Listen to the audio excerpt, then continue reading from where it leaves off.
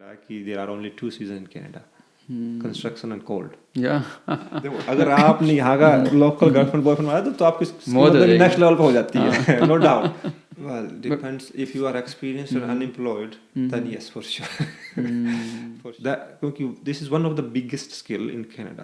Then same skill set that you have you can sell much more effectively in interview। तो हमारा जो unemployment था अब वो 4.5 से अब 5.6% अनएम्प्लॉयमेंट रेट आ गई है।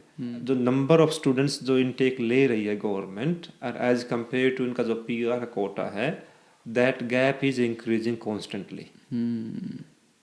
और इमिग्रेशन जो कनाडा में है वो एक इकोनॉमिक रीजन की वजह से है, not because liberals are open hearted people, nothing like that. नमस्कार, मैं हूं आपका अपना दोस्त चंद्रशेखर आर्या और आज हमारे हिंदी पॉडकास्ट के गेस्ट हैं दीपक रांगी।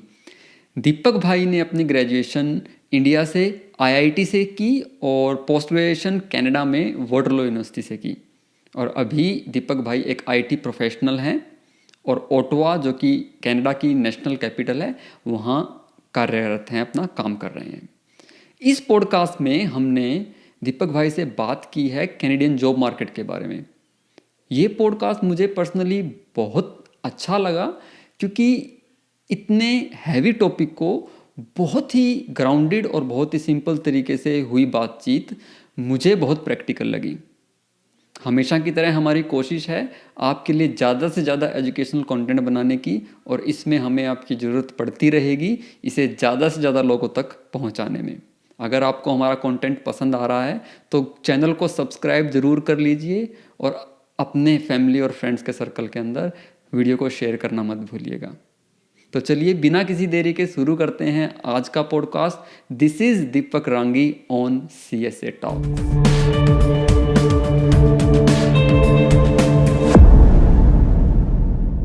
भाई राम राम। राम राम दीपक भाई, क्या हाल चाल? एकदम बढ़िया यार, मौज में। Merry Christmas. Oh, merry Christmas to you too भाई। पता है आज ऐसा लग रहा है कि जैसे क्रिकेट के मैदान पे एक टीम में दो यार दोस्त खेल रहे होते हैं ना, तो जिस तरह कैजुअल अपना पहन रखा है कुछ भी टी शर्ट पहन रखी है, पजामा पहन रखा है, जूते पहन के खेल रहे हैं आराम से, और फिर वो एकदम से किसी प्रेस कॉन्फ्रेंस में चले जाएं तो अपने ब्लेजर पहन के एक दूसरे के सामने बैठ जाएं, बिल्कुल वैसे फील आ रही है भाई, है ना? हो कह रहा है। तो दीपक भाई सबसे पहले आपका बहुत बहुत धन्यवाद, तहे दिल से थैंक यू सो मच कि आप तैयार हो गए आज इस टॉपिक पे जो हम शुरू करने वाले हैं उस पर आज बात करने के लिए, और क्रिसमस के लॉन्ग वीकेंड पे टाइम निकाल के हम आपस में कैमरे के सामने बैठ के कुछ बात करेंगे। उसके लिए तहे दिल से धन्यवाद और हमारे पॉडकास्ट की सीरीज पे आपका बहुत बहुत स्वागत। वेल देखो, पहले तो आपको बहुत बहुत धन्यवाद, आप इतना अच्छा कर रहे हो पॉडकास्ट पे और मुझे बुलाने के लिए। तैयार होने की बात है ऐसी कि आपने पूछा और मैं आ गया तैयार, तो अब मालूम पड़ेगा कितना तैयार कितना तैयार नहीं है। नहीं, सही है, सही है। मैंने कुछ नहीं किया। आज का पॉडकास्ट का ना थोड़ा सा डिफरेंट तरीके का फ्लो है। आमतौर पे मैं अभी पर्सनल जो इमिग्रेशन की जर्नी रहती है, प्रोफेशनल जर्नी, और वो उसके ऊपर बात करते हैं। लेकिन आज का जो पॉडकास्ट था उसमें मैंने स्टार्टिंग से यही सोचा था कि हम लोग एक ऐसा टॉपिक उठाएंगे जिसकी रिक्वायरमेंट शायद आज के टाइम पे बहुत ज़्यादा है, और वो टॉपिक है जॉब्स इन कनाडा।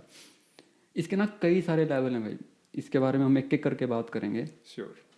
लेकिन उन टॉपिक पे जाएंगे उससे पहले जस्ट क्योंकि देखो मैं आपको अच्छे से जानता हूँ, आप मेरे को अच्छे से जानते हो, बड़े अच्छे दोस्त हैं, लेकिन सारे मेरे जो लिसनर्स हैं या व्यूअर्स हैं, अपने कम्युनिटी के और लोग हैं, शायद इतना नहीं पहचानते होंगे उन चीज़ों को।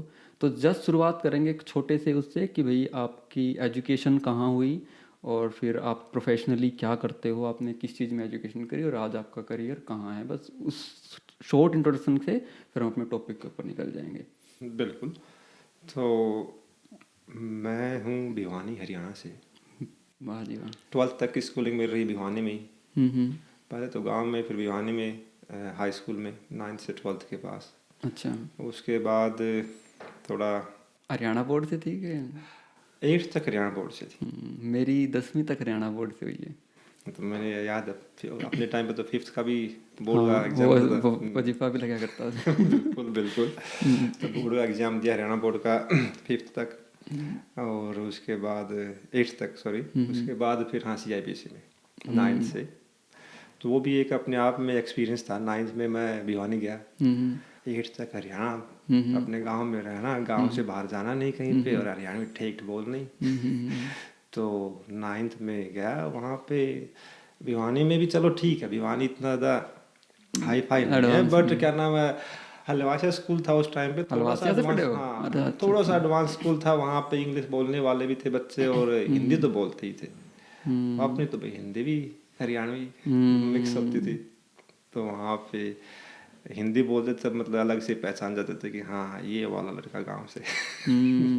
फिर ऊपर से घर वालों ने बोला कि बेटा सेमी इंग्लिश मीडियम होता था उस टाइम, अभी भी होता है हाँ वो सेमी, मेरा 9वीं हाँ 10वीं में साइंस, से था, हाँ साइंस वही और इंग्लिश, साइंस और मैथ मैथ इंग्लिश इंग्लिश में, और बचा अपना हिंदी में। तो ले लिया तो उसमें, और इंग्लिश वाले क्लास में तो टीचर मतलब सेमी कॉन्वेंट बोला करते थे। हाँ उसमें तो इंग्लिश वाली क्लास में तो टीचर मतलब बोलती थी कि भाई इंग्लिश ही बोलना है। वहाँ पे तो लगती थी अच्छे से। तो सही है, सही है। एनी हाउ सम हाउ हो गई 12th वहाँ से खुशी खुशी, खेलते कूदते। उसके बाद लगा कि चलो अब इंजीनियरिंग में जाना तो एक बार ट्राई कर लेते। 1 साल ड्रॉप किया, तैयारी की इंजीनियरिंग के लिए, फिर IIT में हो गया, लकीली लग गया तुक्का। तो वहाँ से हाँ बीटेक इसे तो के सारा लगे हैं नहीं। अब देखो हर एक चीज में किस्मत होती है, मतलब मेहनत करनी पड़ती है। भाई भाई शर्मा आ रहा है, मैं बता दूं, ना भाई ना ने ग्रेजुएशन जो है वो IIT से की। कौन सी IIT से की आपने? IIT गुवाहाटी से IIT गुवाहाटी से। और स्ट्रीम क्या थी आपकी? Computer science. कंप्यूटर साइंस से, ओके। और उसके बाद फिर ऐसे ही 3rd ईयर में यहाँ नॉर्मली IIT में क्या नाम है, आपको को में इंटर्नशिप के लिए जाना होता है। लोग ट्राई करते जाना तो क्या होता है, तो this is also a big kind of thing. Okay. वहाँ पे भाई हर एक स्टूडेंट 200 ईमेल भेजता है फॉरेन प्रोफेसर्स को। अच्छा। मतलब कहीं तो तुक्का लग जाए, मतलब कोई तो हाँ कर ले काइंड ऑफ, बट हाँ बन जाती है बात नॉर्मली मोस्ट सभी स्टूडेंट्स की डिसेंट कंपनी या डिसेंट यूनिवर्सिटी में। तो उस टाइम पे यूनिवर्सिटी ऑफ वाटरलू में मेरे लग गई थी, तो यहाँ पे मैं आया इंटर्नशिप के लिए। तो उस टाइम पे प्रोफेसर का थोड़ा काम किया, प्रोफेसर ने ऑफर कर दिया कि भाई तुम वापस आना चाहो तो आ सकते हो। थोड़ी उस टाइम पर उन्होंने ये स्कॉलरशिप भी ऑफर कर दी। अच्छा जी। तो लगा कि ठीक है, फ्री के अंदर 2 साल बाहर एजुकेशन करने का मौका मिल रहा है तो कर लो, लगा एक्सपीरियंस हो जाएगा। तो ये सोच के वापस आ गया मैं। प्लान ये था कि वापस जाना है 100%। तो आपने यूनिवर्सिटी ऑफ वाटरलू से मास्टर्स करी? यूनिवर्सिटी ऑफ वाटरलू से मास्टर की मैंने। वाह। तो उसके बाद मेरा प्लान था कि मास्टर करेंगे, अपना वापस जाएंगे इंडिया में, देखते हैं जो भी करना है। बट जो भी है लक हो कुछ भी हो। उसके बाद एक स्टार्टअप के अंदर फंस गया। तो फंस गया मतलब इंटरेस्ट था उसमें लग गया, तो वहाँ पे हाँ वो समझ गया मैं अपने। वैसे हरियाणा में लोग सीधी बात करेंगे नहीं ना, उल्टी सीधी बात करें, बोले मैं फंस गया, मैंने कर दी मैंने। मतलब I can understand your feelings. तो लिटरली फंसने का मतलब फंसना नहीं था। जो भी सुन रहे हैं इस पॉडकास्ट को, हमारा स्टाइल है ये कहने का, हरियाणवी स्टाइल है, बट कहने का मतलब है कि पहला जो जॉब था वो एज ए स्टार्टअप स्टार्ट किया।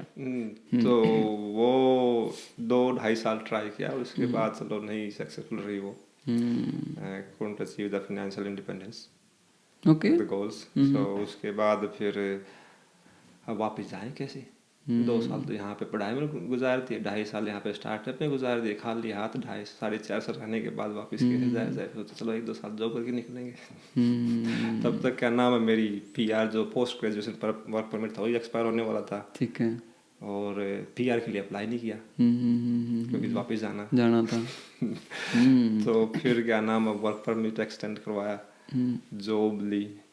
और उसके बाद फिर PR के लिए, तो PR के लिए अप्लाई कर देते हैं, मालूम पड़ा इन्होंने एक्सटेंड नहीं किया। तो PR के लिए अप्लाई किया।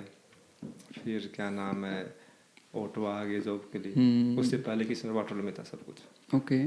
तो ओटवा में फिर जॉब के लिए आया। तो उसके बाद फिर उम्र हो रही थी, घर वाले ही बोलते हैं बेटा शादी कर लो, शादी कर लो, शादी कर लो। तो घर वाले ही पीछा नहीं छोड़ रहे थे। तो मैं चलो शादी भी कर लेते हैं भाई।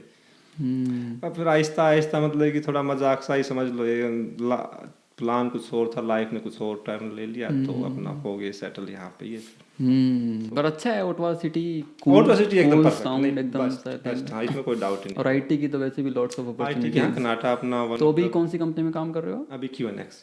अच्छा ओके, QNX ठीक है सॉफ्टवेयर सिस्टम, ठीक है ठीक है ठीक है। तो आपका मेन डोमेन सॉफ्टवेयर डेवलपमेंट में? हाँ, okay C++ okay low level. Okay, that's nice. बड़ी बड़ी स्पाइसी सी जर्नी है।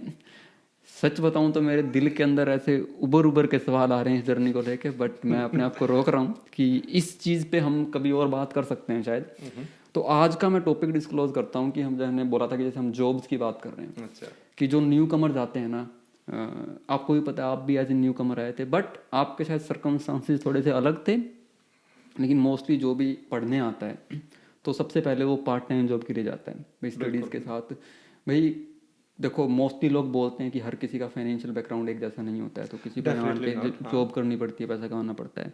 कई अच्छे बैकग्राउंड से भी आ रहे हैं तो वो बोलते हैं कि हम स्किल्स के लिए, लाइफ में डिसिप्लिन लेने के लिए, इन सब चीज़ों के लिए जॉब वही मेरा स्टार्ट पॉइंट करते था हैं। कि क्या नाम, irrespective of financial background you are coming from in Canada, if you are coming here, even if you have money, I think it's advisable you do तो some kind of आपको, आपकी thinking क्या बोलती है कि हर किसी को करनी चाहिए चाहे कैसे भी फाइनेंशियल? एब्सोल्युटली। कनाडा में आ रहे हो आप तो देखो, कनाडा इंडिया में है, जॉब के टाइम पे मैटर करता है कि आपने कहाँ से डिग्री की है। It's one of the like top, ठीक है, आस्पेक्ट पीपल लुक इनटू। यहाँ पे डिग्री कहाँ से ली है वो मैटर नहीं करता। जो सबसे इम्पोर्टेंट पॉइंट है वो है नॉलेज, जो आपको एक्सपीरियंस के थ्रू आती है। अगर आपको अपने डोमेन में भी नहीं मिल रही है सो कॉल्ड अगर जॉब, तो डिफरेंट डोमेन में करो। Every job teaches you something. और दूसरा एक्सपीरियंस, जो एक्सपीरियंस आएगा, नॉलेज आएगी, और उसके साथ आपको हमेशा कुछ ना कुछ कॉन्टेक्ट बनेंगे। नेटवर्किंग यहाँ पे बहुत इंपॉर्टेंट है। तो यहाँ पे नॉलेज, एक्सपीरियंस और नेटवर्किंग, उसके बाद कहीं आता है कि आपकी डिग्री क्या है क्या नहीं है। तो उसके लिए ज़रूरी है कि आप जॉब करो। अगर आप मतलब कि अनलेस आपका जो मतलब कि जो एरिया, जो डोमेन स्पेसिफिक है, I don't think we are talking about those peoples who are here से फॉर से who want to do a research oriented long term plan, say are doing PhD or masters. For those people, maybe it's not important whether they do that kind of job or not, but अगर आप मतलब कि normally आपको यहाँ पे work study permit पे आए हो और आपका गोल है कि भी आपको उसके बाद वर्क परमिट लेना है, पोस्ट ग्रेजुएशन वर्क परमिट 3 साल का, और उसके बाद आपको PR में कन्वर्ट करवाना है, तो बेस्ट है कि आप जितना जल्दी हो सके उतना एक्सपीरियंस और जॉब इंडस्ट्री में घुसो।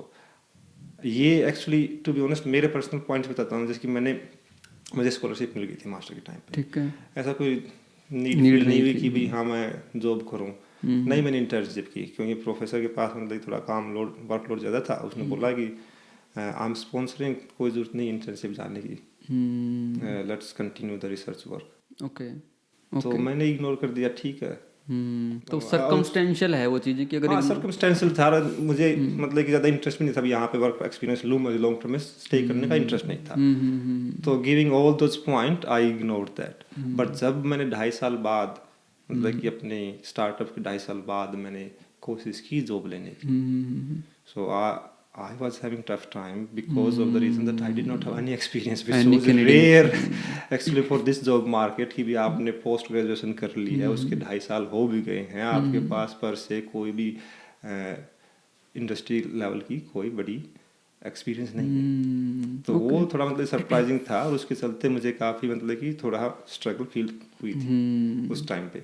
तो इट मीन्स कि सिर्फ फाइनेंशियल बैकग्राउंड के नहीं, देयर आर मोर फैक्टर्स कि आपको कर लेनी चाहिए। अगर आपका स्केड्यूल, स्टडी का स्केड्यूल अलाउ कर रहा है तो चाहे 10 घंटे कर लो हफ्ते में, 15 घंटे कर लो, थोड़ा बहुत टच में रहो, so that you can build up some ground. अच्छा, इसी टॉक में आपने ना एक बात बोली कि अपने फील्ड में या फिर अपने स्ट्रीम से रिलेटेड ना भी मिले तो किसी और स्ट्रीम में जॉब कर लो पार्ट टाइम। तो ये एक ना बड़ा अच्छा टॉपिक बनता है। इस पे ना मैं कई बार सोचता हूँ इस बारे में, पर किसी कंक्लूजन पे नहीं पहुँच पाता। शायद मेरा इस चीज़ में ज़्यादा एक्सपीरियंस नहीं रहा इस वजह से। तो I would like to ask you the same thing कि स्टडी करते वक्त मान लो किसी एक पर्टिकुलर स्ट्रीम की स्टडी करने बंदा है, लेट्स से हम एग्जांपल ले लेते हैं आईटी का, कि आईटी की स्टडी करने बच्चा है, तो उस बच्चे के लिए आईटी में क्या पार्ट टाइम जॉब किस टाइप की होंगी, या मिल सकती हैं या मिलती भी हैं कि नहीं है? क्या क्या किस टाइप की जॉब होती है स्ट्रीम में जो पार्ट देखो टाइम? पार्ट टाइम जॉब तो आईटी में थोड़ा सा डिफिकल्ट है। अगर आप आईटी में कर रहे हो तो नॉर्मली कोऑप पे जाते हैं। ऑलमोस्ट कॉलेजेस और यूनिवर्सिटीज यहाँ पे कोऑप प्रोग्राम रखते हैं जिसमें आपको 4 मंथ मिलते हैं। आप कोऑप करके आ सकते हो। पार्ट टाइम का बोले तो आईटी में अगर आप स्टार्ट ही कर रहे हो तो डेटा एंट्री टाइप या इस टाइप की कुछ, मतलब कि कहीं पे इवन रिकॉर्ड मैनेजमेंट हो सकता है कहीं किसी मतलब स्मॉल स्टोर्स में आपको आईटी से रिलेटेड मतलब सर्विसेज से रिलेटेड आपको जॉब मिल जाए। या हो सकता है किसी जैसे कंप्यूटर रिपेयरिंग या इस कंप्यूटर टाइप। रिपेयरिंग, हाँ उसके अगर ऊपर आप भी। हार्डवेयर और से रिलेटेड में जा रहे हो हाँ तो एक्चुअली अब बेस्ट बाइज वगैरह में आपको मतलब कि थोड़ा दे आर ऑल्सो टच में टेक, रहोगे। हाँ tech related thing. That's interesting. तो उस साइड भी आप जा सकते हो। That's also not bad to get started. तो वो भी है। इसके अलावा देखो मेरा तो मानना यही है कि ज़रूरी नहीं है। अगर बाद में तो देखो एक बार लाइन में घुस गए, एक्सपीरियंस हो गया, तो आउट ऑफ लाइन एक्सपीरियंस मिलना थोड़ा डिफिकल्टी रहेगा। तो अगर आपको चलो बाई फोर्स और by circumstances out of line जाए करना पड़ रहा है, so don't take it as setback. Every different field you go it will teach something. क्या मालूम वहाँ पे कुछ ऐसा मिल जाए कि आप लाइन ही चेंज कर लो अपनी। हाँ ना वो भी है। नहीं इस बात पे ना अपने प्रीवियस एपिसोड में एक चैतन्य भाई आए थे। वो अच्छा करियर यू नो मेंटरिंग करते हैं। अच्छा यूनिवर्सिटी के लिए ऑफिशियली भी करी उन्होंने एज ए प्रोफेशन। तो उन्होंने एक बात बोली थी, वो बड़ी अच्छी बात है, मैंने एक्सपीरियंस किया अपनी लाइफ के अंदर भी वो, कि कई बार क्या होता है कि अगर स्ट्रीम मैच नहीं कर पा रहे हो ना पार्ट टाइम और फुल टाइम की, then identify the skill sets और you can say the identify some some skills जो आप उस पार्ट टाइम से सीखोगे, वैसी वैसी सी स्किल आपको अपनी स्ट्रीम की फुल टाइम में रिक्वायरमेंट हो सकती है। फॉर एग्जांपल मान लो कि अगर आप किसी स्टोर पे काम कर रहे हो और एज ए कैशियर काम कर रहे हो, ठीक है, तो उससे क्या होगा कि आपकी एक तो पंचुअलिटी है क्योंकि आप कैशियर हो वहाँ पे, राइट। तो देन मान लो कि एज ए सुपरवाइज़र काम कर रहे हो तो आप अपने स्टाफ का जो स्केड्यूल बनाते हो वो एक स्किल है, राइट। मैनेज करते हो ह्यूमन रिसोर्सेज को एक तरीके से, क्योंकि 4-5 बंदों का स्टाफ है। तो और मान लो अगर आप अपने फील्ड में कहीं असिस्टेंट एचआर बनने या एचआर की फील्ड में जा रहे हो, तो ये स्किल्स चाहिए होती हैं, scheduling, managing the human resources और managing the other resources as well. तो ये स्किल सीख के वो वाला जो एक्सपीरियंस है वो आप अपने मेन रेज्यूमे में डाल सकते हो और जो मेन स्ट्रीम में जो आपको काम भी आने वाला है। इसी केस में फॉर एग्जांपल एक आईटी का बंदा है, मान लो क्या नाम है, किसी स्टोर में जा रहा है, स्केड्यूल मैनेजमेंट या जो भी कुछ कर रहा है। अब आज के दिन देखो आईटी तो हर जगह किसी मतलब कि 15 बैक एंड में जो भी काम होता है सब आईटी पे होता है। बिल्कुल। तो आप उनका कैशियर सिस्टम यूज़ कर रहे हो, आप उनका सेल्फ चेकआउट सिस्टम यूज़ कर रहे हो, स्टॉकिंग मैनेजमेंट सिस्टम जो यूज़ कर रहे हो, you are an end user at the time. अगर आपको आईटी में इतना इंटरेस्ट है तो it's also important to get in end user perspective. वहाँ से भी आप मतलब कि सीख सकते हो कि हाँ इसकी यूज, ये जो पर्टिकुलर सॉफ्टवेयर था, जो भी मतलब टूल्स हम यूज़ कर रहे हैं, इसका यूज़र इंटरफेस कितना इफेक्टिव है कि नहीं है, क्या प्रॉब्लम्स है, how can you improve it. You can actually write that down, all of that stuff, you can send that suggestion back and this can become as an end user, this is what I identified. Okay. So उस हिसाब से भी आप देख सकते हो। इस पे एक स्टेप आगे बढ़ते हैं। मान लो पार्ट टाइम जॉब कर रहा है कोई स्टूडेंट अपनी स्टडीज़ के अंदर, उसकी स्टडीज़ कंप्लीट हो गई। अब उसके बाद वो अपने रेज्यूमे बनाएगा और अप्लाई करना शुरू करेगा जॉब। उसमें थोड़ा टाइम लगता है, किसी का छोटा होता है वो टाइम पीरियड, किसी का बड़ा निकल जाता है। तो उस फेज में जो वो पार्ट टाइम जॉब जो कर रहा होता है ना, वो उसको फुल टाइम करना शुरू कर देता है क्योंकि उसकी स्टडीज़ तो कंप्लीट हो गई और उसका वर्क परमिट पे वो आ गया। तो ये एक भूल भुलैया सा बन जाता है, समझ रहे हो, और उसमें जाड़ में फंस जाता है, डॉलर्स के जाड़ के अंदर बच्चा। मतलब इसको मैनेज करने का क्या क्या मतलब एडवाइस करोगे, क्या सजेशन रहेगा कि उस चीज़ से कैसे बचा जाए?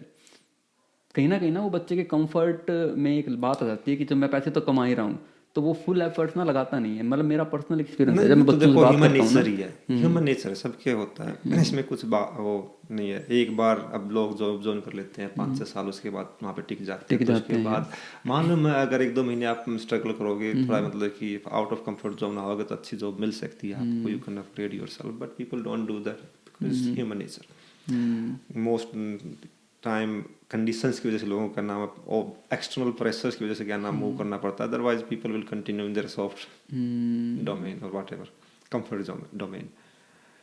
तो उस पर्टिकुलर एरिया में एक्चुअली देखो क्या है कि इम्पोर्टेंट है आपको फोकस कर। देखो पैसे कनाडा में मनी कमा पैसे की हमेशा जो रिक्वायरमेंट होती है, you have to income earn whatever your expenses are. But अगर एक तो बेटर है कि एडवांस में थोड़ी प्लानिंग अच्छी रहे, क्योंकि ऑलमोस्ट हर एक यूनिवर्सिटी हर एक कॉलेज में आपको कैरियर काउंसलिंग काफ़ी अच्छी फैसिलिटीज़ और काउंसलिंग मिलती है। तो रिज्यूमे वगैरह आप मतलब कि एडवांस में ही अच्छे से पॉलिश करके रखें, उसको टाइम दें, इट्स इम्पोर्टेंट। अब दूसरी बात जैसे कि for example just going back to doing the part-time job even out of stream, even for an IT person it is important कि भाई हाँ वो learn करे communication skill, that क्योंकि this is one of the biggest skill in Canada। अगर आप ना effective communication सीख लिया है, then same skill set that you have you can sell much more effectively in interview as compared to someone who hasn't done। yeah। तो अगर आप person एक ऐसी इन्वायरमेंट में काम कर रहे हो जहाँ पे आप लोगों को इंटरेक्ट करना पड़ता है, कॉन्स्टेंटली उनसे बातें कर रहे हो, आपको करना फास्ट कम्युनिकेशन, प्रॉम्प्ट रिस्पॉन्स देना पड़ रहा है, even call centre for that matter, तो वो बहुत इंपॉर्टेंट स्किल आ जाती है। तो एक तो इफेक्ट टाइम से पहले अपना रिज्यूमे को पॉलिश करना, दूसरा कम्युनिकेशन स्किल को क्या नाम है होन डाउन करना, और तीसरा अपनी ऑनलाइन प्रोफाइल लिंक्डइन या फिर जो भी अदर या प्लेटफॉर्म आप यूज करते हो उसके ऊपर मतलब कि टाइम मैनर में जो भी आप कर रहे हो उसको इफेक्ट मतलब रेगुलरली अपडेट करते रहो, क्योंकि आप लगता है कि हाँ बाद में करेंगे, बट उस टाइम पे आपने क्या क्या किया था उस प्रोजेक्ट में, क्या क्या नहीं किया, क्या क्या चैलेंजेस आए, वो भूल जाओगे, वो डिटेल से नहीं कर पाओगे। वो वहाँ पे लिखो और उसके साथ साथ आप अलग से अपने नोट बना के रखो, क्योंकि जब यहाँ पे इंटरव्यूअर आपसे पूछेगा तो उस टाइम पे they are interested in your personal story, how you faced a particular challenge, how you overcome that challenge, what was the thinking process at the time. तो उन सब चीज़ों का आप नोट बना के रखो, उसमें क्या है कि वो चीज़ें बहुत काम आएंगी फिर आपको। तो अगर आप मतलब इन सब चीज़ों को मैनेज करते हो तो फिर जॉब लगना काफ़ी रिलेटिवली ईजी हो जाता है। ये जो कम्युनिकेशन स्किल वाला जो पॉइंट बोला है ना भाई, ये लिटरली मेरे ख्याल से हर किसी को पता है, और इसी चीज़ पे कोई काम नहीं, इसी चीज़ पे कोई काम नहीं। ये इतना सरप्राइजिंग है ना मेरे लिए। मतलब लिटरली हर स्टूडेंट को पता होता है कि communication skill is the most impactful, effective and efficient skill. और इसमें देखो, इसमें मैंने ऑब्जर्व किया यहाँ पे क्या होता है कि नॉर्मली हम आते हैं इंडिया से, we have this affinity to मतलब कि भाई हाँ हम अपने सेम इंडिया के बंदों के साथ ही, एक तो देखो कॉस्ट इफेक्टिव हो जाता है, एक घर ले लें उनके साथ, मतलब ट्रांसपोर्टेशन कॉस्ट शेयर कर लें, हाउसिंग कॉस्ट शेयर कर लें, ग्रोसरीज की कॉस्ट शेयर कर लें, ये सब रहता है अपना। तो और फिर वहाँ पे ग्रुप में रह के हम अपनी कॉमन लैंग्वेज यूज करते हैं, but I am not against that language, you should keep it, but यहाँ पे अगर आपने जॉब देखने है तो यू हैव टू होन your skill in local language, English. तो एक अपने आप को उस टाइम पे लोकल गर्लफ्रेंड या बॉयफ्रेंड बना लो। हाँ देखो अगर आपने यहाँ का लोकल गर्लफ्रेंड बॉयफ्रेंड बनाया तो आपकी नेक्स्ट लेवल पे हो जाती है, नो डाउट। तो उस टाइम पे अपने आप को थोड़ा सा एक्सपोजर देने की कोशिश करो, अपने फ्रेंड रखो नो डाउट, बट उसके अलावा यहाँ पे कम्युनिटीज़ में कितने सारी एक्टिविटीज़ होती हैं, हर एक का नाम छोटी छोटी टाउन या सिटीज़ होती हैं, डिफरेंट टाइप्स के सोशल इवेंट्स ऑर्गेनाइज करवाते हैं। अगर आप उनकी वेबसाइट्स पे जाके देखोगे, टाउन उनके जो भी सिटी टाउन है वहाँ पे जाओ, पार्टिसिपेट करने की कोशिश करो जब भी थोड़ा बहुत, तो थोड़ा बहुत क्या नाम है फ्री टाइम निकाल के अपना जो यहाँ पे NGOs वगैरह हैं या फिर वॉलंटियर हो गए, वॉलंटियर्स, हाँ वॉलंटियर एक्टिविटीज़ करो, तो उन सब में जाओगे, वहाँ एक्सपीरियंस एडअप होता है, नेटवर्किंग काफ़ी अच्छी बनती है वहाँ पे जाने से भी, तो उन सब चीज़ों में पार्टिसिपेट करो। बट वही है कि एक्चुअली आपको it's going first 2 years of your study is going to be superbly hectic. You have so many things to do. तो अगर आपने एडवांस में थोड़ा बहुत मतलब इसके ऊपर एक ओवरव्यू लेकर के अच्छे से समझ के पॉइंट्स बना लेते हो अपने बुलेट पॉइंट कि भाई मुझे ये एरियाज हैं, यहाँ पे टचअप करना है, यहाँ पे ऐसे बैलेंस रखना है, देन इट हेल्प्स. क्योंकि otherwise it's very easy to get lost in the कि डेली लाइफ में मतलब कि यहाँ उठे, जॉब गए, थोड़ा बहुत पढ़ाई की, कोर्स कर लिया, फिर अपने दोस्तों के साथ घूम फिर लिए, उसमें लॉस्ट हो जाओगे. मतलब कि जो ओवरव्यू रहता है वो मिलना डिफिकल्ट हो जाता है. तो बेटर कि भाई अपना पहले से थोड़ा आइडिया लेकर रखो कि हाँ ये सब कुछ करना है, उसके हिसाब से ट्राई करो कि अपने टाइम को इफेक्टिवली मैनेज करने का. सही है. अच्छा, इसी प्रोसेस के अंदर ना, अब जैसे मैं यही करियर और जॉब ओरिएंटेड कनाडा की कुछ रील्स इंस्टाग्राम पे डालता रहता हूँ, तो उसमें कुछ कमेंट्स आते हैं. जैसे कई बार रेज्यूमे पे कोई रील डली है तो उस पर कई लोगों के कुछ कमेंट आते हैं कि अगर रेफरेंस है तो रेज्यूमे डजेंट मैटर, कि अगर आपके पास रेफरेंस है तो रेज्यूमे कैसा भी दिखता हो, कि कोई, क्या सहमत हो इस बात से? कितना सच है, कितना झूठ है, कितनी इम्पोर्टेंस है? सच भी है और झूठ तो नहीं बोलूँगा. There is an element of truth in it. If you have a reference it works much effectively.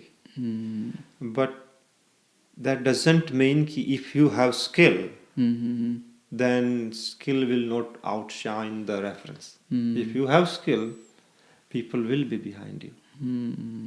But in case of your skills are okay, but you have a good reference, you will go ahead as compared to equivalent skills. तो मतलब reference वो kick start का काम कर रहा है, तो इसको किक का मारते हैं. हाँ वही, वो एक बार टेढ़ा करना पड़ता है ना किक मारने से पहले. वो वाला बात रेफरेंस से मतलब एडअप तो हो जाएगा, एडअप होता है. इक्वल स्किल सेट्स हैं और एक बंदे के पास रेफरेंस है, एक के पास नहीं है, तो बेसिकली रेफरेंस सेट. तो फिर तो मैं बोलता हूँ कि स्टूडेंट लाइफ में जो भी उसका पार्ट है, studies, part time, this and that, उसमें 20% एफर्ट्स तो उसको नेटवर्किंग और रेफरेंस पे बताने चाहिए, ताकि जब once he is ready after studies and everything, at least उसके पास स्ट्रॉन्ग रेफरेंसेस हों जहाँ पे उसको जब अप्लाई करनी है तो दिल ठोक के बोल सकता है. नेटवर्किंग अगर कर रखी है तो भैया मुझे आपका रेफरेंस चाहिए इस चीज़ में जाने के लिए, राइट? हाँ, वो वाली बात है. इसके अलावा I think I don't no, like outrightly going out and making a connection, like reference point of view is the right way, or just go out and do what you are doing. For example, if you are doing volunteering or in some NGO work, or participate in some local activity, city or town activity, or just doing some kind of your co-op or internship, or just take part in that thing with whole heart. Be yourself. You will end up making great connection. Just don't go there for sake of making just connection.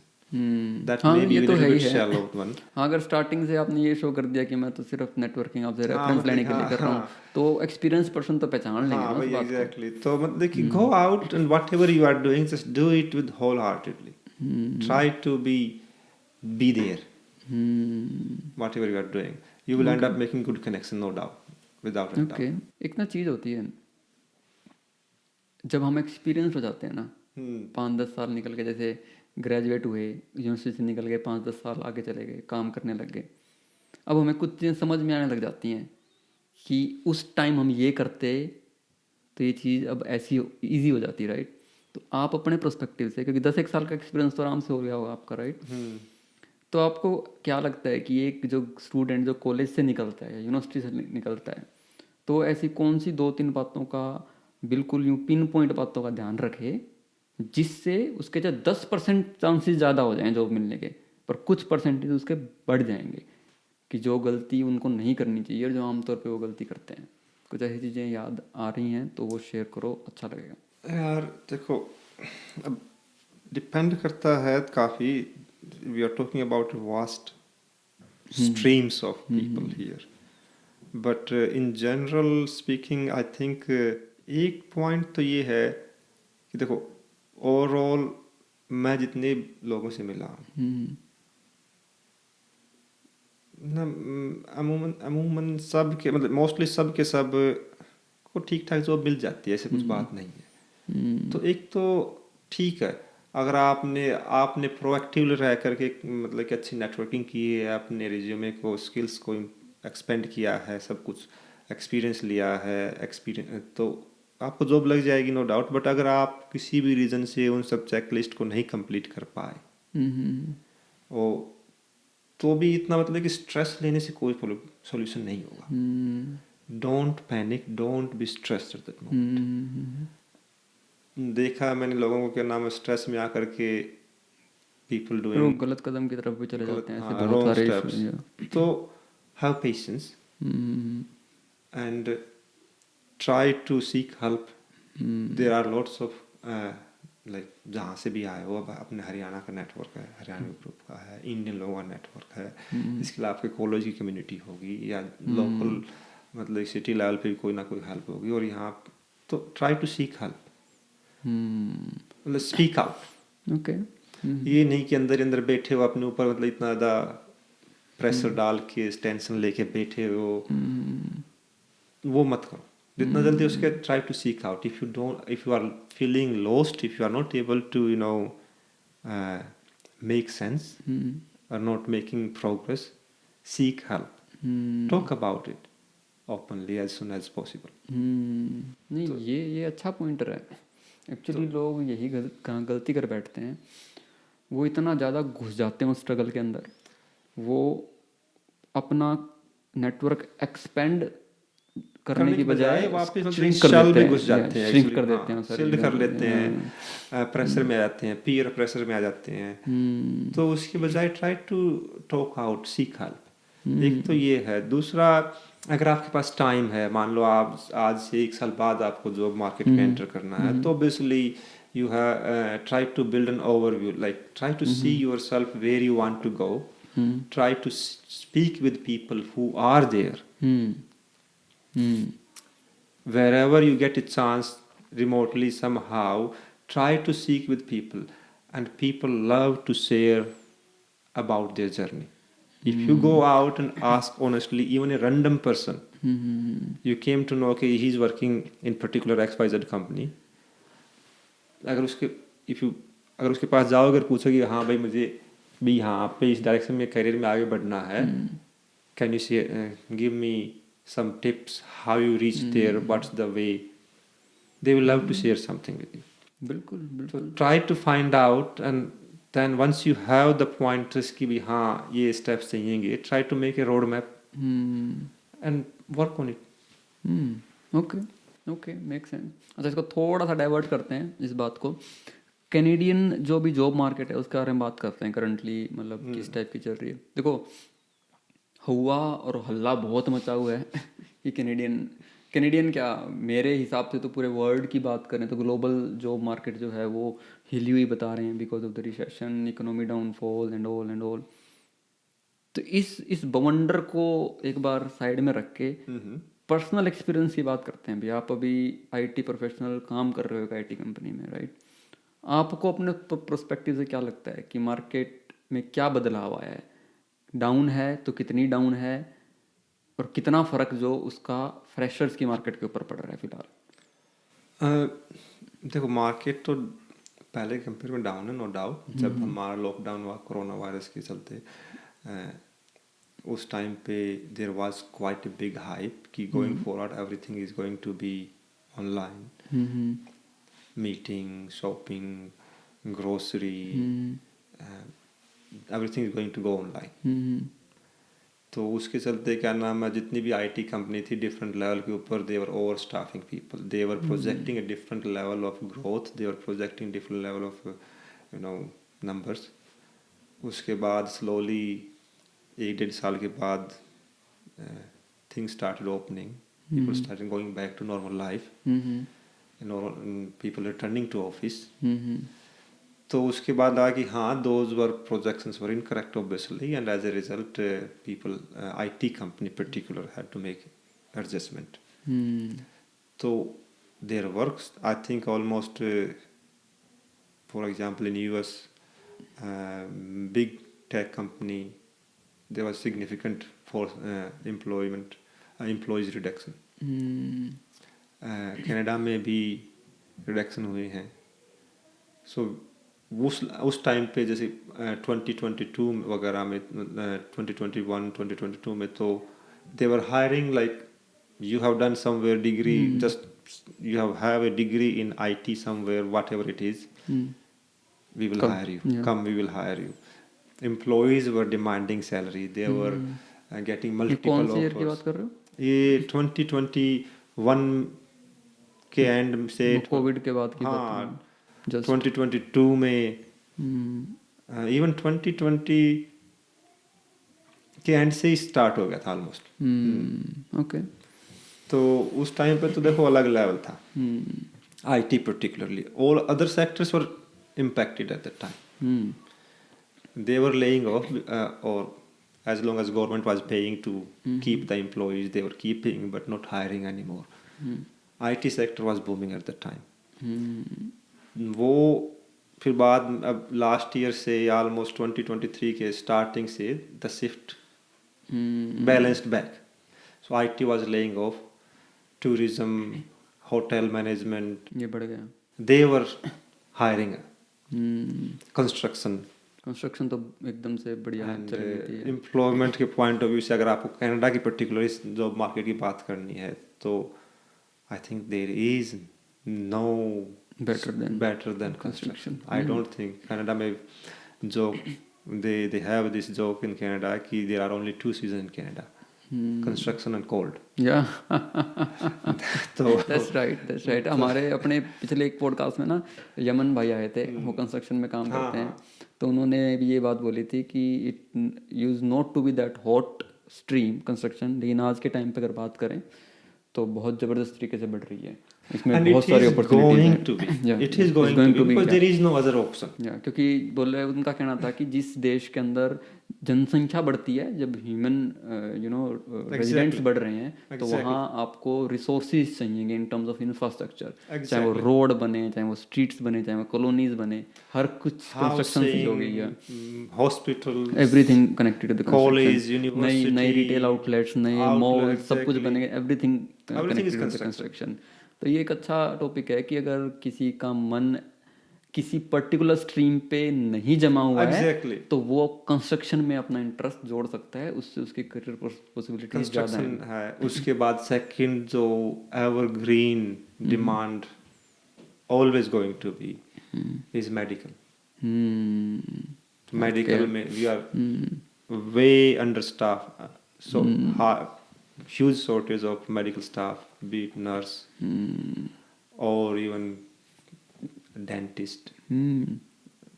Health care के जितने भी sections हैं, physiotherapist और acupuncture और even massage therapist have good options as well. So साफ सुथरे वाले I don't think that's the only option here. India में फिर अलग तरीके से. नहीं. I'm sorry, I don't want to offend anyone. It was just a light joke.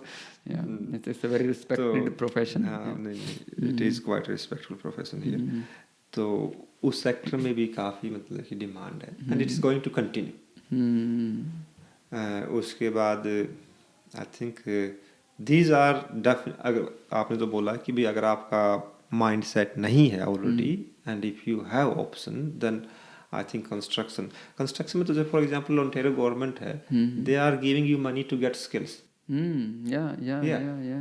I'm not sure if the work permit holders are eligible for that one, but for PR and citizens they are funding you so that you can get tradeship skills, plumbing, electrician or and they are really good job. उसके अलावा I think again related job है engineer, for example mechanical engineers. There are quite good options in that sector as well. तो अगर जैसे IT is evergreen no doubt, क्योंकि वो अब हर चीज़ में IT आ गई है, हेल्थ केयर में भी आ गई है, कंस्ट्रक्शन में भी आ गई है. हर चीज़ ऐप से चलती है इन सबसे, तो आईटी का तो नो डाउट बढ़ ही रहा है सब कुछ, और अब आने वाले टाइम में एआई दे रहा है सब कुछ, और एआई जो है वो कंट्रोल आईटी वाले बंदे का। अच्छी बात ये है कि फॉर एग्जांपल अब सोशल मीडिया में भी अच्छी खासी ऑप्शंस हैं, एडवर्टाइजमेंट से रिलेटेड है। अब एआई के बाद ये है कि I have seen many people who don't have too much of पर से आईटी बैकग्राउंड, कि भी सॉफ्टवेयर डेवलपमेंट टेस्टिंग जो टिपिकल आईटी का होता है, but still they have good technical understanding, and they use AI to increase advertisement revenues, or they can use AI to help in whatever way. So like there are quick courses for ChatGPT, how you can use those things to improve management, improve advertisement. You don't really need much per se IT background of software development. You can still learn and effectively use these things and advertise that as a good skill as well. तो है option, देखो option बहुत है. Any given day, if you are interested, you are committed, you will get a good job. No doubt about that. जब हम बात कर रहे हैं ना इस बात की कि जो मार्केट डाउन है, अप डाउन किया है, तो उसका फ्रेशर की लाइफ पे क्या इम्पैक्ट पड़ता है, मतलब क्योंकि मैं कई बार सोचता हूँ ना, तो मैं दोनों एंगल से सोच के देखता हूँ, तो कई बार ये लगता है कि मेरे को कि फ्रेशर्स पे कम इम्पैक्ट पड़ना चाहिए नो मार्केट डाउन का, और एक्सपीरियंस्ड बंदों पे ज़्यादा पड़ना चाहिए. Well, depends. If you are experienced or unemployed, then yes, for sure. For sure, you will have more tough time as compared to a fresher, because fresher, they are still, entry level pay, so they will get preference as compared to experienced one. तो अगर मतलब blunt question पूछूं, बिल्कुल blunt बोलते हैं जिसको, कि भाई अगर मार्केट कितने % डाउन मानते हो अभी, कि अगर ओवरऑल हम बात करें तो क्या लगता है कि कितनी डाउन है मार्केट? 10%, 20%, ब्लंट सा आइडिया, मतलब रफली एस्टिमेट दो. देखो अब ऑफिशियल नंबर्स लोगे आप, क्या नाम है कनाडा की गवर्नमेंट का, बैंक ऑफ कनाडा का, विच दे आर लुकिंग एट, मतलब केयरफुली अच्छे देख रहे हैं महीने हर महीने, क्योंकि उसी की बेसिस की अपना वो इंटरेस्ट रेट वगैरह सब कुछ एडजस्ट करते हैं. तो हमारा जो अनएम्प्लॉयमेंट था अब वो 4.5 से अब 5.6% अनएम्प्लॉयमेंट रेट आ गई है. 1-1.5% अनएम्प्लॉयमेंट में बढ़ोतरी, हाँ फर्क आया है. बट ऑफिशियल नंबर को लो, people don't trust that. Personal experience और official number they are little bit different, क्योंकि उनके हिसाब से तो क्या ना इन्फ्लेशन अभी तक 15% टोटल मिला के इफेक्टिव क्यूमुलेटिव जो आपकी इन्फ्लेशन है वो 20% ही बढ़ी होगी, बट प्राइसेस तो ऑलमोस्ट डबल हो चुके हैं. तो कहने का मतलब ये है कि एम्प्लॉयमेंट, अनएम्प्लॉयमेंट इससे ज़्यादा बढ़ गई है. अनएम्प्लॉयमेंट मतलब कि 2 या 3%, 2% के आसपास, रफली 2 या 3% मान के चलो. तो उससे जो 2% वैसे सिग्निफिकेंट नंबर है. वर्क फोर्स अगर हमारी 25 मिलियन की मान के चले आउट ऑफ 40 मिलियन, तो 25 मिलियन का भी मतलब 1% is working, 2% is half a million people are more unemployed and looking for job. पहले कंपेयर में तो अच्छा खासा नंबर है. तो इस चीज़ का इमिग्रेशन पे भी इम्पैक्ट पड़ता है कि अगर मान लो किसी कंट्रीज़ की अनएम्प्लॉयमेंट रेट ज़्यादा बढ़ रही है तो इमिग्रेंट्स आना कम कर देते हैं उस कंट्री में आमतौर पे. डिपेंड करता है, आप अगर जहाँ से आ रहे हो वहाँ पे ऑलरेडी अनएम्प्लॉयमेंट यहाँ से ज़्यादा है, यहाँ पे 5 है वहाँ पे 10 है, तो आपके लिए तभी भी एक ग्रीनर पोस्चर है. तो उस बात पे डिपेंड करता है. आप वहाँ से आ रहे हो, यहाँ पे स्टडी परमिट पे आ रहे हो, तो आपको होप है कि 2 साल बाद इम्प्रूव हो जाएगी, तो वो भी मैटर करता है. तो ओवरऑल मेरा मानना ये है कि जो हाई स्किल्ड इंडिविजुअल थे उनके लिए थोड़ा सा नेगेटिव सेंटिमेंट जा रहा है, बट जो स्टूडेंट्स आ रहे हैं एंड जो मतलब कॉलेज वगैरह से, उनके लिए मुझे नहीं लगता कि ज़्यादा इम्पैक्ट वाली बात है. ओके. एंड मुझे लगता है कि देखो एक सिग्निफिकेंट जो फैक्टर रहता है स्टूडेंट्स लाइफ में, आपने 2 साल यहाँ पे ऑलमोस्ट डबल से ज़्यादा फीस दे करके आपने डिग्री ली है, तो एक प्रेशर रहता है. It's not about the job, it's about the PR, कि इवेंचुअली आपको PR लेनी है, कैसे भी लेनी है. और अनफॉर्चुनेटली सिचुएशन जो है आगे, इट्स गेटिंग वर्स. वो एम्प्लॉयमेंट से इतना मुझे एक्सपीरियंस हुआ है स्टूडेंट से बात करने से, मुझे लगा है सबके लिए मोस्ट इम्पोर्टेंट फैक्टर रहता है कि हम 2 साल की अपनी डिग्री पूरी करके पोस्ट ग्रेजुएशन वर्क परमिट जो लें 3 साल का, विद इन 3 ईयर हमें पीआर का इनविटेशन आ जाए और हम पीआर हो जाएं। और फिर जाकर के मतलब दैट तब तक को पीआर नहीं मिलती है, वो मतलब पीआर की तलवार आपके सर पे लटकती रहती है। और उस दौरान आपको कैरियर और की कम टेंशन रहती है एज पर से, या इमिग्रेशन पीआर स्टेटस की ज़्यादा पीआर रहती की स्टेटस ज़्यादा रहती है यहाँ पे स्टूडेंट्स को। और उसके चलते काफ़ी लोग अक्रॉस प्रोविंस मूव करते हैं ताकि प्रोविंशियल नॉमिनेशन मिल जाए। I know personally 3 or 4 students जिन्होंने यहाँ पे अपने अल्गोनक्विन कॉलेज से डिग्री ली 2 साल की, एंड बाकायदा उनके पास जॉब थी अच्छी यहाँ पे as a store managers level की, which is a good job. उनको अल्बर्टा, सस्कचुआन यहाँ पे मूव होना पड़ा क्योंकि वहाँ पे जो प्रोविंशियल नॉमिनेशन है वो मच ईजियर है। ओके, तो वो भी एक। तो आपको लगता है नए जो बच्चे आ रहे हैं उनको out of BC and Ontario, BC and Ontario से तो बाहर निकलना ऑलमोस्ट सर्टेन है, unless you are in I don't know, I think अगर आपके पास इंटरनेशनल एक्सपीरियंस है, फॉर एग्जांपल आप 1, 2 या 3 साल का इंडिया से आप कहीं से अपनी ओरिजिन कंट्री से एक्सपीरियंस लेके आ रहे हो और फिर यहाँ पे आपने डिग्री की है, then your score will be higher, क्योंकि इंटरनेशनल एक्सपीरियंस का अच्छे खासे पॉइंट ऐड हो जाते हैं आपके। दूसरा है कि अगर आपकी इंग्लिश अच्छी है, कम्युनिकेशन स्किल पे आपने काम किया है, तो आइल्स की स्कोर अच्छा होगा, उससे पॉइंट ऐड अप हो जाते हैं, तो आपके चांस बढ़ जाते हैं।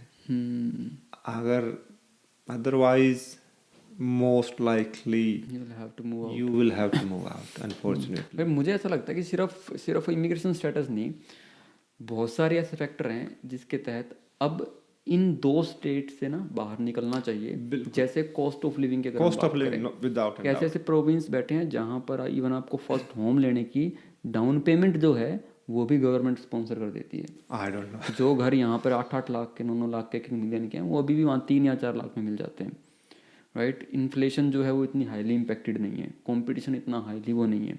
नो डाउट वहाँ पर शायद जॉब अपॉर्चुनिटीज़ उतनी नहीं होंगी जितनी बड़ी सिटीज़ और बड़े प्रोविंसेस के अंदर हैं, बट अगर आप एक सेटल सी लाइफ जीना चाहते हो, अगर मान लो कि हाई पे जॉब नहीं है तो एक्सपेंसेस भी तो कम है, बिल्कुल।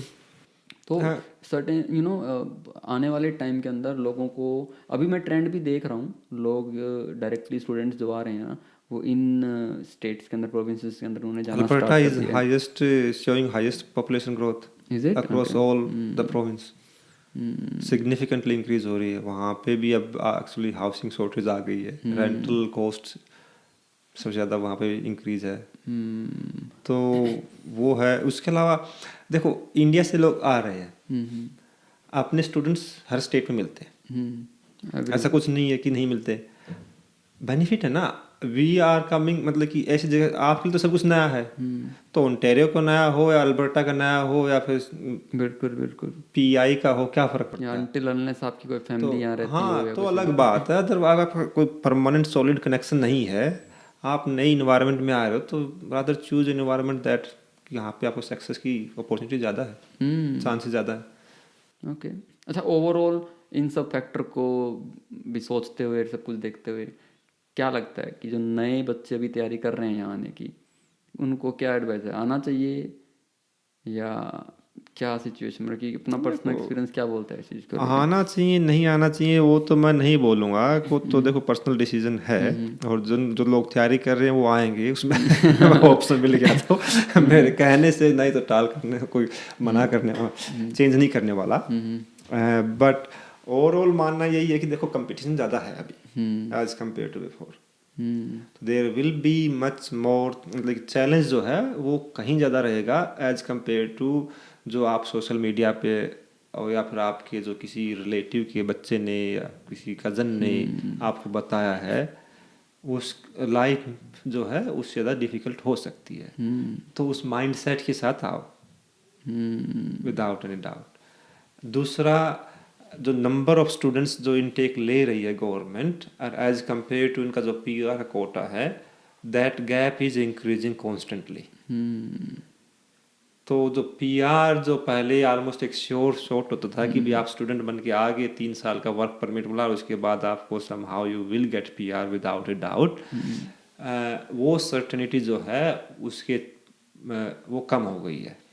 It's no longer sure issue. Okay okay. तो आप मतलब कि उस हिसाब से सोच समझ के आओ, अपने माइंड सेट को बना करके कि भाई ये सब चीज़ें जो हैं दे स्ट्रगलिंग पीरियड रहेगा काफ़ी सिग्निफिकेंट, और सक्सेस इज़ नॉट गारंटीड। तो आपको मतलब कि सेटबैक हो सकते हैं। तो उसके हिसाब से आप हो सकता है आपको एक्स्ट्रा मेहनत करनी पड़े। सो द कंपटीशन डेफिनेटली बढ़ गया, नो डाउट। हर जगह ही बढ़ रहा है वैसे देखा जाए तो, हर इंडिया की जगह ही टाइम बढ़ रहा है, नो डाउट, हर जगह बढ़ रहा है। हाँ, बट एक वो होता ना कि देखो कि आप अब आजकल अपने गांव से काफ़ी लोग आ रहे हैं। यस। जब कोई आता है तो ऑब्वियसली पूरी कम्युनिटी में एक बात फैल जाती है।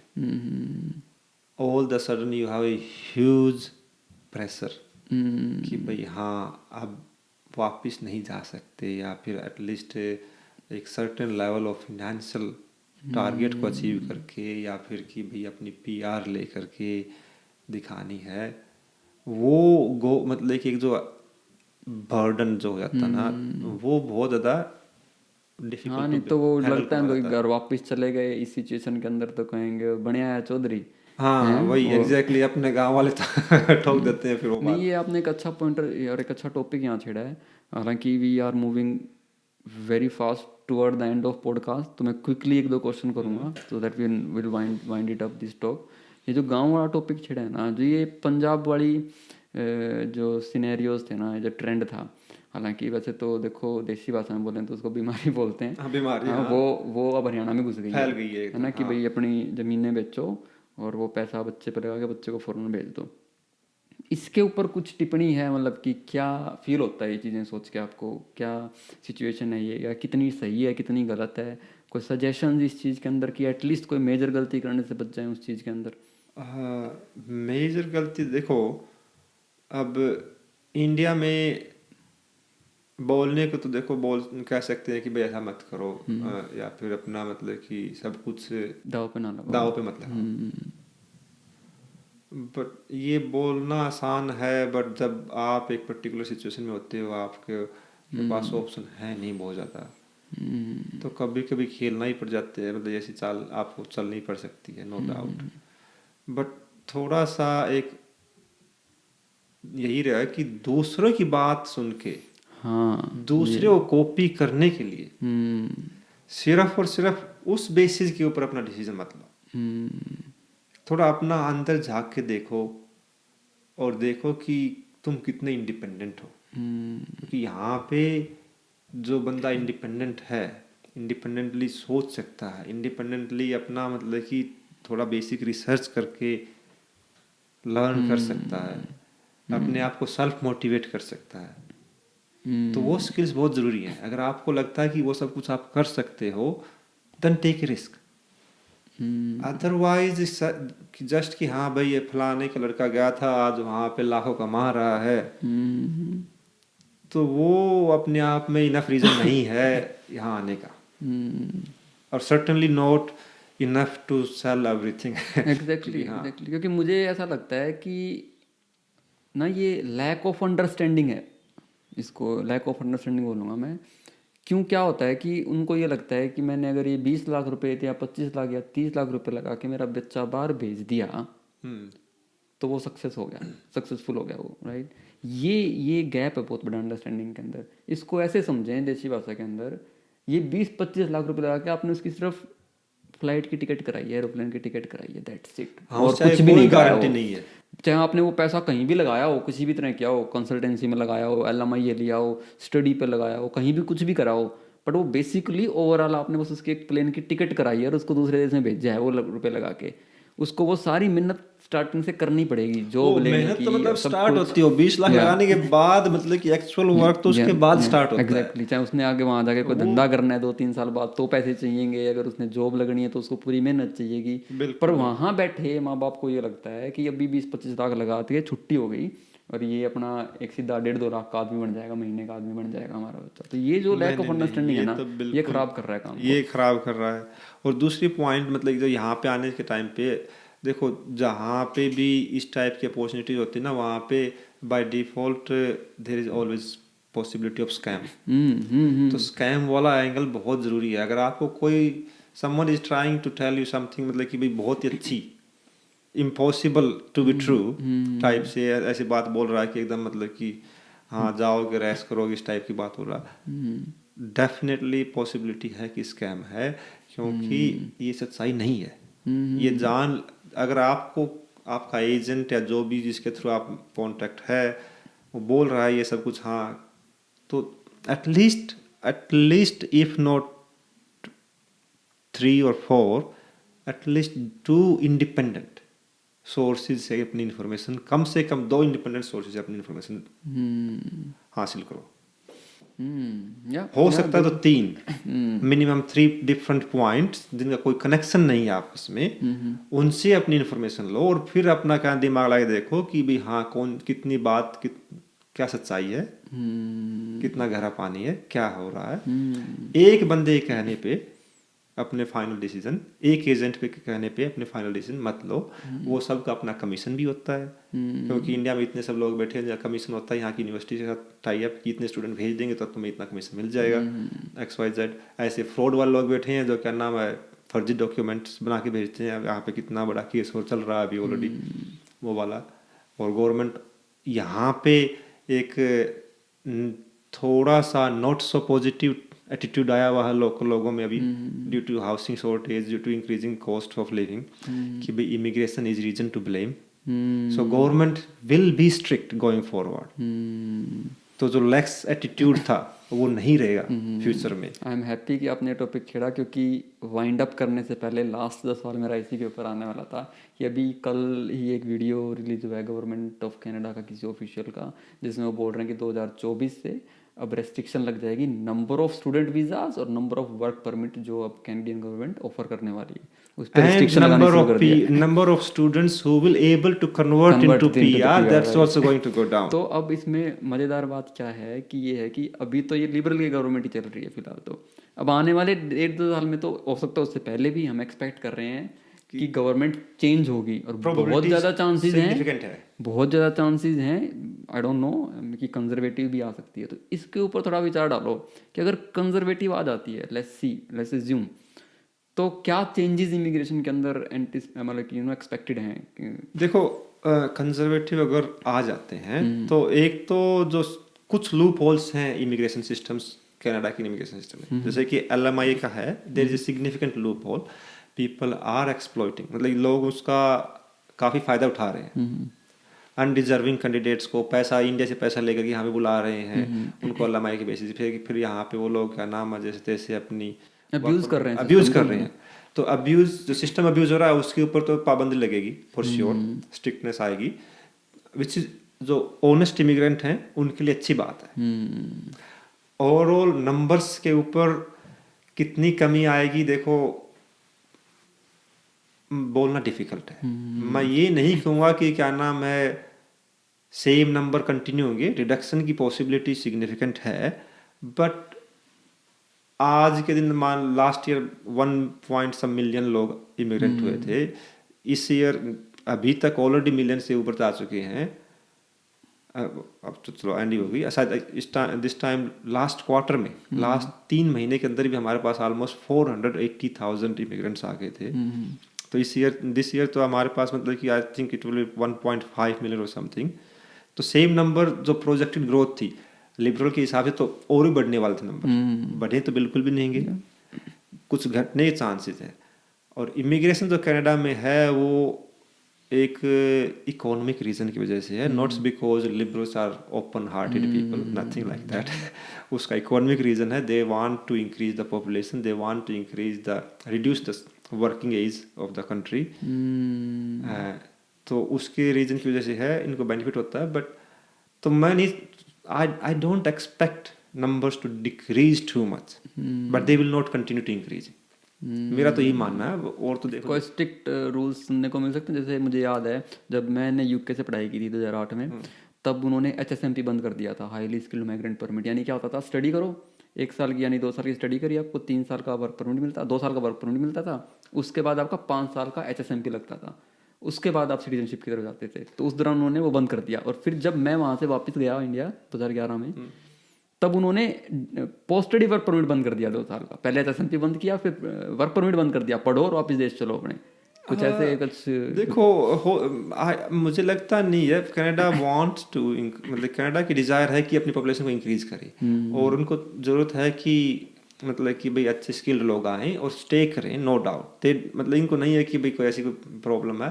दे विल, अगर कंजर्वेटिव गवर्नमेंट आती है तो they will focus on housing and infrastructure, which is again a good thing.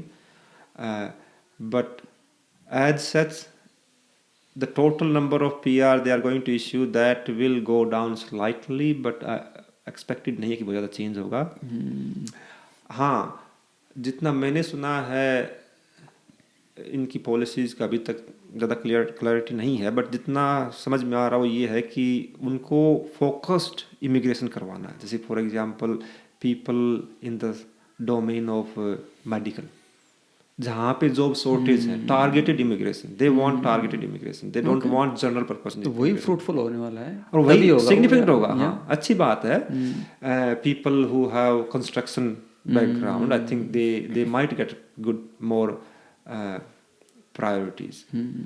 इसके अलावा आई डोंट नो वॉट एवर जो भी इंडस्ट्री में शॉर्टेज है, कंस्ट्रक्शन में है फिलहाल, तो मेडिकल में है। उस और अच्छी बात, और जो ये बोल रहे हैं कंजर्वेटिव, ये बोल रहे हैं कि भाई हाँ अभी तो क्या है, मेडिकल के बंदे आते हैं इंडिया से, कोई गलती से मतलब मेडिकल की डिग्री करने के बाद यहाँ पे आ भी गया, he has to start from ground zero, do all the exam, और वो एग्जाम में भी पूरा टाइम लगता है। तो conservative want to streamline that process कि you can transfer your skill by giving a certain set of exam and quickly in your country, is it in हाँ, जो आप मतलब कि मान लो वहाँ से MBBS करके आए हो, तो यहाँ पे आके आपका जो इक्विवेलेंट MBBS के लिए जो एग्जाम होता है, आप एग्जाम दो, अगर पास हो गया जल्दी से अपना काम करना स्टार्ट कर दो, यहाँ पे प्रैक्टिस करनी स्टार्ट कर दो। प्रोसेस को स्ट्रीमलाइन, हाँ, प्रोसेस को काफ़ी स्ट्रीमलाइन करने की बात चल रही है, ताकि क्या नाम है, लोग अपने स्किल को ट्रांसफर कर सकें।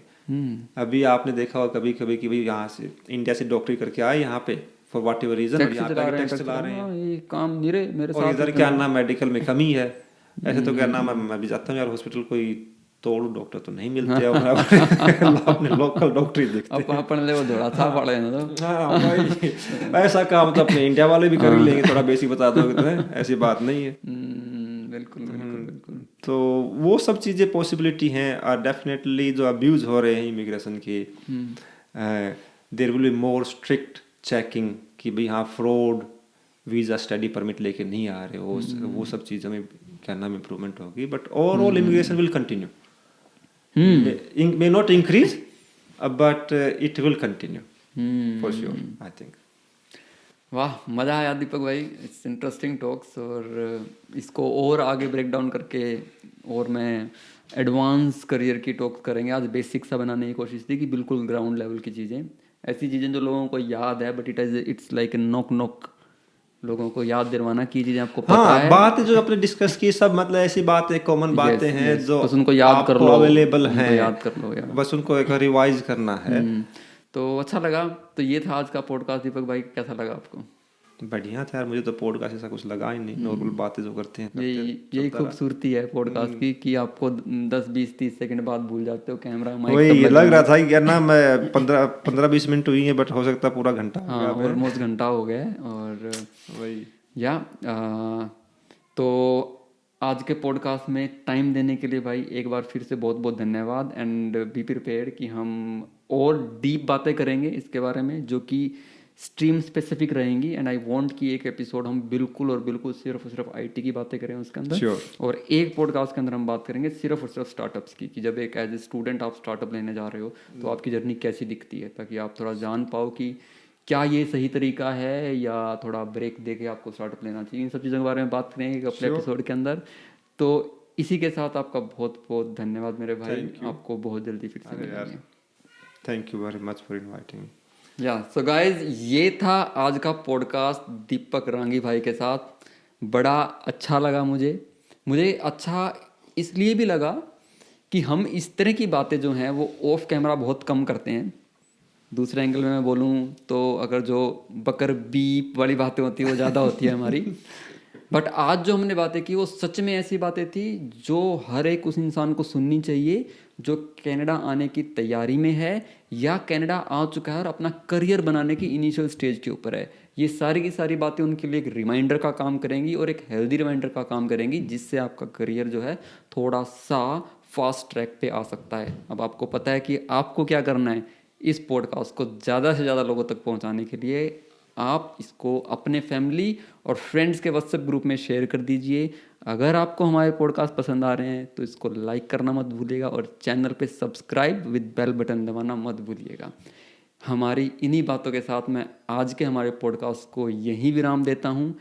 अगले हफ्ते फिर मिलेंगे एक नए गेस्ट के साथ, एक नई इन्फॉर्मेशन के साथ। तब तक के लिए आपका दिन शुभ हो, आपकी सेहत अच्छी रहे और आप निरंतर प्रगति करते रहें। जय राम जी की। जय राम जी की।